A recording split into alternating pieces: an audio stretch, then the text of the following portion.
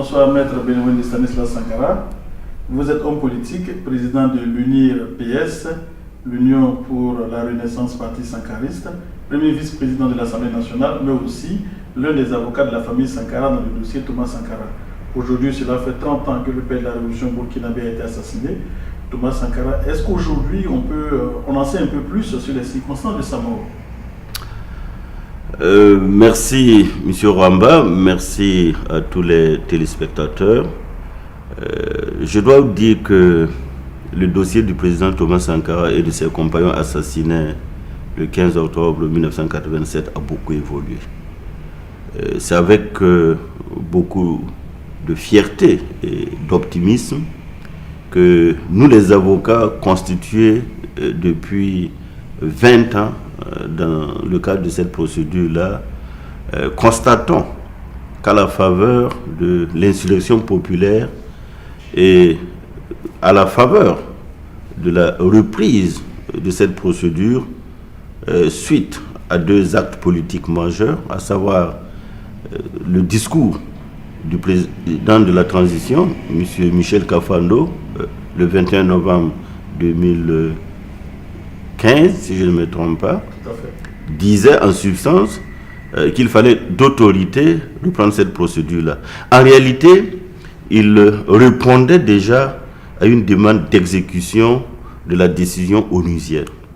Donc, ça c'est un fait majeur. Suite à cela également, le ministre de la Défense à l'époque, qui n'était rien d'autre que le premier ministre de l'époque, M. Isaac Zida, a bien voulu donner l'ordre de poursuite. Donc, l'instruction de ce dossier a véritablement commencé en 2015. Et en 2 années de procédure, le juge d'instruction est parvenu à procéder à des inculpations. Et j'allais dire, pas des moindres, des personnalités comme le général Gilbert Guinguéré sont sous inculpation. L'ancien chef de l'État, Blaise Compaoré lui-même, est sous mandat international.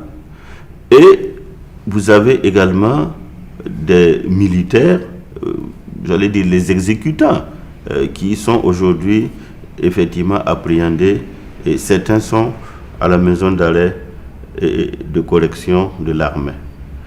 Je dois aussi dire que les éléments qui sont à notre possession, que nous avons relevés dans le dossier, ce sont les témoignages.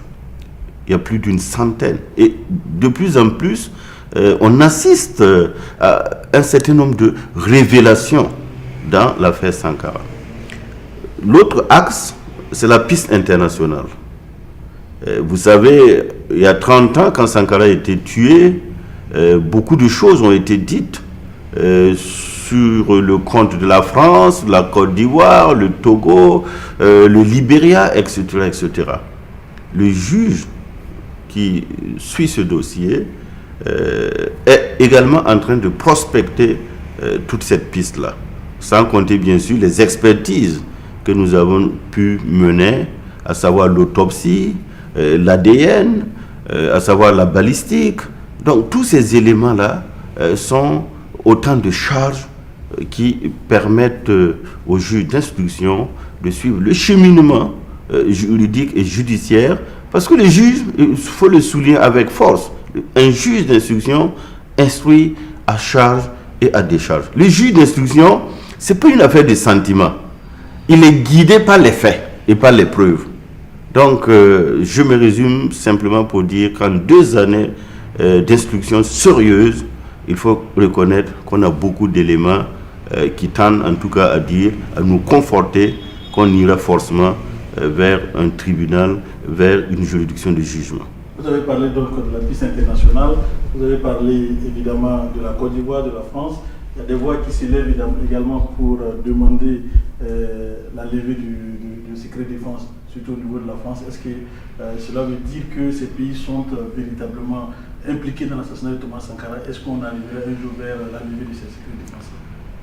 Vous savez, j'ai dit tout à l'heure que beaucoup d'eau d'encre a circulé. J'ai noté aussi la réaction de l'ambassadeur de France qui semble dire que la France n'a rien à voir dans l'assassinat du président Sankara. Mais le problème, ce n'est pas de faire des déclarations. Le problème, c'est de ne pas être un obstacle à la procédure. Ce qu'on demande à la France, c'est simplement de lui dire de ne pas hérisser un obstacle à la procédure. C'est d'autant plus que la France, par l'intermédiaire de son ancien président de l'Assemblée nationale, M. Claude Barthelone, nous a écrit pour dire que dès lors que la justice est saisie, eh bien, au nom de la séparation des pouvoirs, la justice française va coopérer. Donc, la coopération étatique passe forcément par le politique. Si jusqu'à présent, les actes du juge français ne sont pas posés, c'est parce que, quelque part, le juge français n'est pas saisi du fait de l'implication du politique français.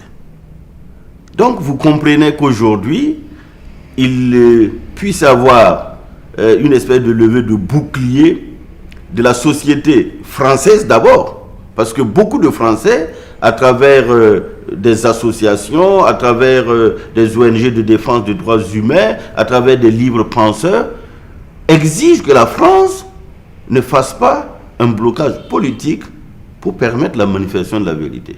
Nous avons entre la France et le Burkina Faso des accords de coopération judiciaire. Je vous parie que si c'était un simple fait banal ou un simple fait de crime ordinaire, peut-être qu'aujourd'hui on n'en serait pas là.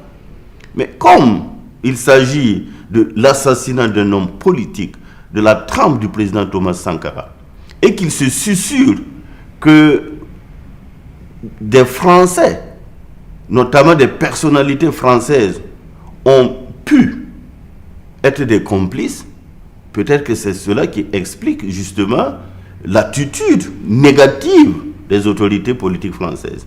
Mais j'ose espérer qu'avec la France d'En Marche, eh bien, M. Macron ne va pas faire comme ses prédécesseurs et va certainement demander, au nom de la séparation des pouvoirs, à la justice française d'avoir toute sa liberté, toute son indépendance pour permettre aux juges français, à qui le juge burkinabé demande de poser un certain nombre d'actes, d'entendre un certain nombre de personnes et de lever le secret défense afin qu'on puisse justement accéder aux archives pour blanchir la France.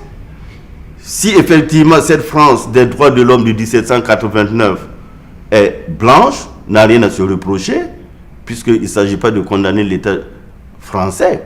Il s'agit de dire que des Français sont impliqués ou ne sont pas impliqués. Donc il y va de son honneur. M. Sankara, vous avez dit tantôt, depuis la chute du président Compaoré, les choses se sont accélérées. Donc au niveau du dossier judiciaire, on a eu donc des inculpations, l'expertise de la tombe de Thomas Sankara, mais à ce niveau, cela n'a pas révélé grand-chose. Est-ce qu'aujourd'hui on peut dire que Thomas Sankara n'était pas dans cette tombe-là, ou en tout cas, où est enterré Thomas Sankara?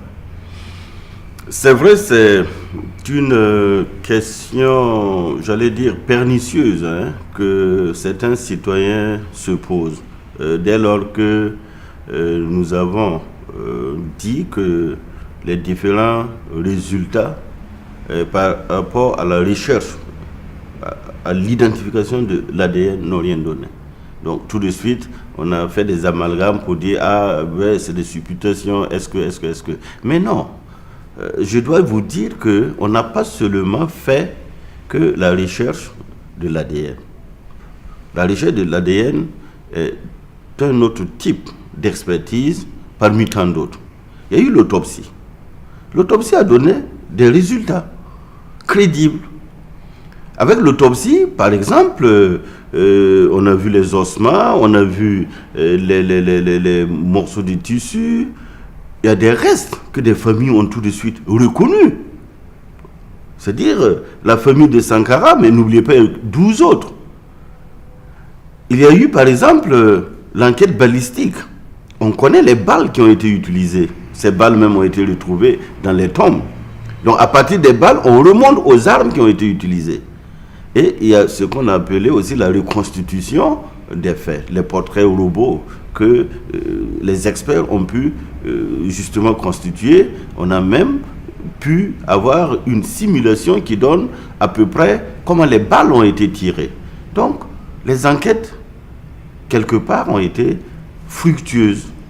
Et ces éléments-là confortent justement les charges qui sont en possession du juge d'instruction, plus bien sûr les témoins oculaires qui sont encore vivants, qui vous disent oui, c'est nous qui les avons enterrés, Thomas était habillé de telle ou telle façon, ces témoins sont là. Donc moi je pense qu'effectivement on a beaucoup de preuves, on a beaucoup d'éléments, mais la recherche de l'ADN, ça c'est autre chose.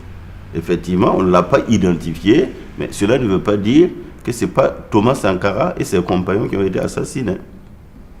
Oui, maître, on a également eu lors du lancement de la souscription pour la construction d'un mémorial pour Thomas Sankara, ici même à Ouagadougou.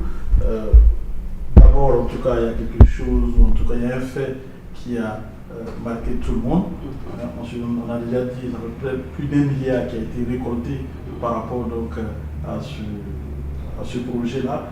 Et pensez-vous que cela est sur la bonne voie, en tout cas, pour construire véritablement quelque chose à la mémoire de votre niveau? Je dois d'abord préciser et rappeler que le processus, l'initiative de faire un mémorial et même un mausolée pour le président Thomas Sankara est une initiative soutenue par les plus hautes autorités de ce pays. Ça veut dire que l'État du Burkina Faso, plus d'autres États, se sont engagés à soutenir ce projet-là, même si c'est un projet populaire, soutenu justement par une certaine société civile. Donc, ça c'est déjà la preuve de l'existence d'une volonté politique au plus haut niveau. Et d'ailleurs, les déclarations du président Roch-Marc Christian Kaboré depuis Dakar confirment que depuis 30 ans, les idées du président Sankara sont têtues. Maintenant, nous avons pris note, comme vous, à travers la presse, que le comité international pour le mémorial, au détour d'un premier bilan, dit avoir pu réunir pour une première expérience plus d'1 milliard. Moi, je crois que cela est très appréciable, c'est encourageant, c'est la bonne preuve qu'effectivement, le mémorial peut se construire sur l'effort populaire d'investissement, comme on en a vu sous la Révolution avec l'EPI. Donc, moi, je les félicite et puis, franchement, je les encourage. Évidemment, lors donc, de cette souscription également, une absence a été remarquée. Ça fait couler beaucoup d'encre et de salive. C'est l'absence de la veuve Mariam Sankara. Comment expliquez-vous cela? Pourquoi n'est-elle pas venue? Non, franchement, moi, j'ai rencontré Mariam à Montpellier quelques jours avant. Ce n'est pas en réalité parce qu'elle a boudé, je ne crois pas. De toutes les façons, elle s'est exprimée ouvertement à travers une déclaration le 15 octobre, donc on connaît ses positions. Elle soutient l'initiative, elle ne souhaite pas seulement qu'on fasse le mausolée dans l'enceinte du Conseil de l'Entente. Donc elle serait venue si effectivement elle n'avait pas un autre agenda.